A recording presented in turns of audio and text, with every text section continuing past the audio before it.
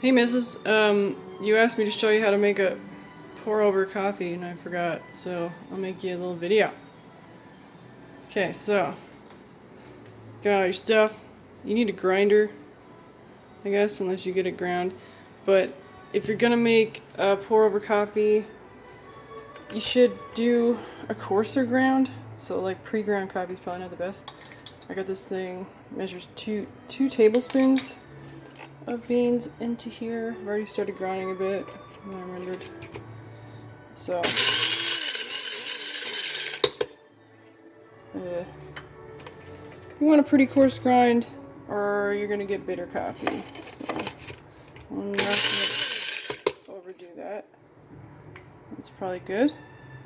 If you have a kettle that goes to a certain temperature, 195 is the right temperature for coffee.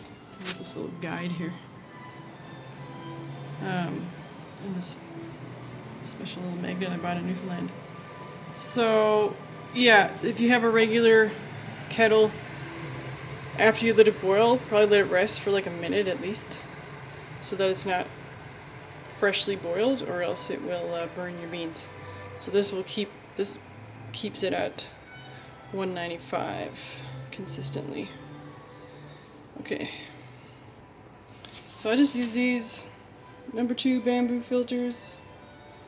I'm gonna put it in your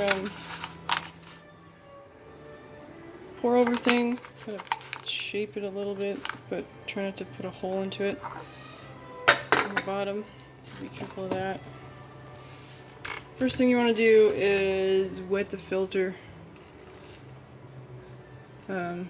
Just kind of makes it easier for the water to go through the beans and not the filter this when you put it in, and it probably gets a bit of the taste off of there. I'm thinking about getting like maybe trying to find like a natural one, or one that isn't paper, but anyway, for now it's fine. So you just get rid of that water, and then you're ready to put in your beans.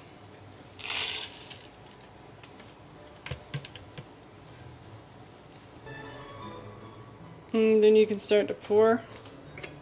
So the goal is to get the coffee to bloom. So you want to come in real slow. I got this gooseneck kettle, it's easier, but you can do it with that one obviously. It makes it more precise. Just start from the outside, concentric circles. See how the coffee's starting to like bloom up in the middle. It's not the best one I've ever done, but not bad. It's quite hard to do while I'm recording it. There you go. So just leave that for like a minute, the initial pour.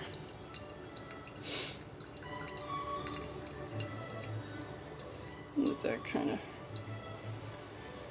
soak into the beans a little bit.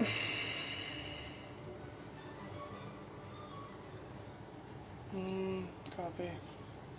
And then once you start with the second round, you kind of don't want to stop unless you're going to overflow.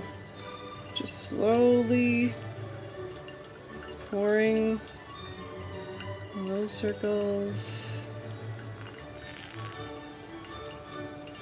Get a good foam going here.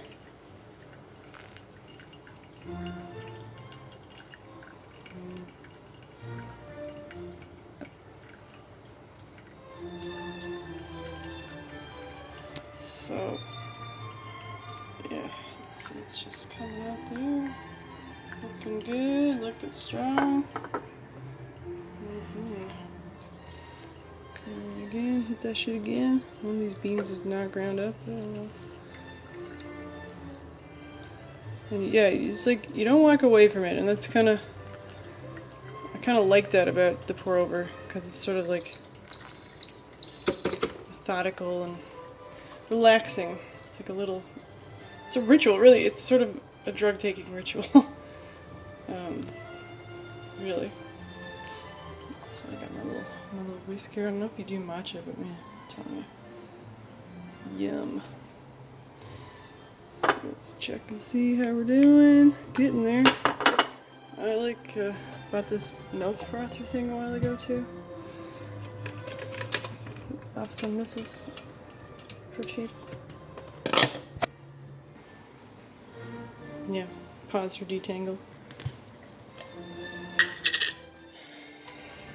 Almond is pretty good. Oat's pretty good.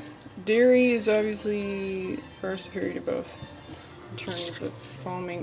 This one has the option to do hot or cold foam. I usually do cold because, you know, I can drink the coffee faster. If you like your coffee like crazy hot, like Jimmy, I like my coffee piping hot. So yeah, you can do it hot.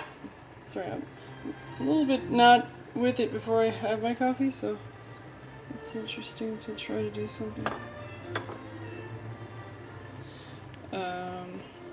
Yeah. So now you're just waiting for that to froth, if that's something you're doing. Otherwise, just take this. Okay. Put them somewhere. It'd probably keep dripping a bit, so just put it in the sink. And there you have it, buddy. You can make a bit more. I'm just leaving room for. Check out my beautiful handmade mountain mug that David got me for Christmas last year. Love it. So sweet.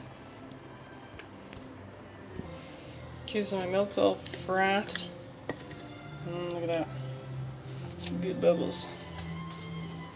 Pour that shit in.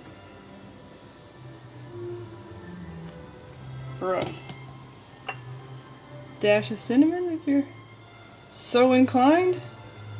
There you go, man. Bob's your uncle. Thing of beauty. Happy pouring. Love you.